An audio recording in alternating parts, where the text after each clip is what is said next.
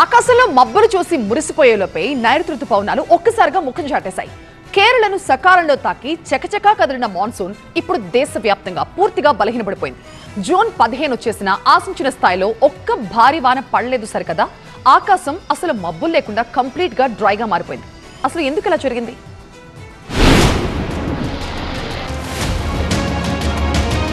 నైరుతి రుతుపవనాలు ఒక్కసారిగా బలహీనపడడంతో దేశవ్యాప్తంగా వర్షాభావ పరిస్థితులు నెలకొన్నాయి.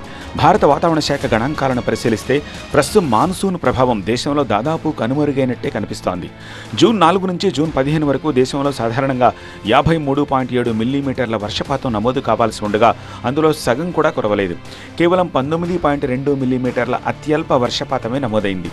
దీంతో దేశవ్యాప్తంగా వర్షాభావం 64% చేరుకుంది. ప్రస్తుతం దేశం మాన్సూన్ విరామం ఎదుర్కొంటుందని నిపుణులు చెప్తున్నారు. వాతావరణ శాఖ విడుదల చేసిన తాజా రెయిన్ఫాల్ మ్యాప్ని గమనిస్తే పరిస్థితి ఎంత దారుణంగా ఉందో అర్థమవుతుంది. మధ్య భారతం, దక్షిణ భారతం, తూర్పు భారతదేశంలోని మెజారిటీ ప్రాంతాలన్నీ పసుపు, ఎరుపు రంగుల్లోకి మారిపోయాయి. అంటే ఆయా చోట్ల వర్షాలు బాగా తగ్గిపోయాయని లేదా అసలు పడట్లేదని అర్థం. జూన్ 15న ఇన్సాట్ 3DS ఉపగ్రహం ఫోటోలు చూసి శాస్త్రవేత్తలే ఆశ్చర్యపోతున్నారు.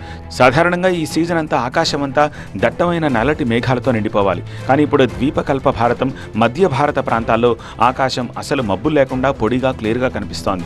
ప్రస్తుతం మేఘాల కదలికలన్నీ కేవలం హిమాలయాలు, ఈశాన్య రాష్ట్రాలు, ఉత్తర ఇండో గంగా ప్రాంతాలకే పరిమితమయ్యాయి.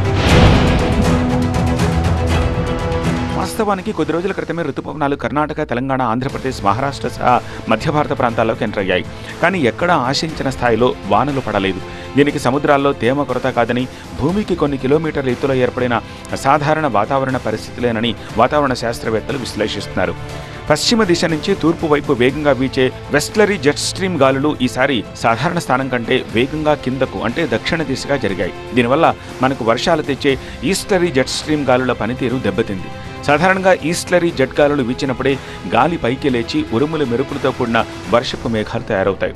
కానీ ఇప్పుడు బలంగా వీస్తోన్న వెస్ట్లరీ గాలులు ఆ మేఘాలు ఏర్పడే ప్రక్రియను పూర్తిగా నొక్కేస్తున్నాయి. ఫలితంగా సముద్రంలో తగినంత తేమ ఉన్నప్పటికీ ఆకాశంలో మేఘాలు ఏర్పడలేదు.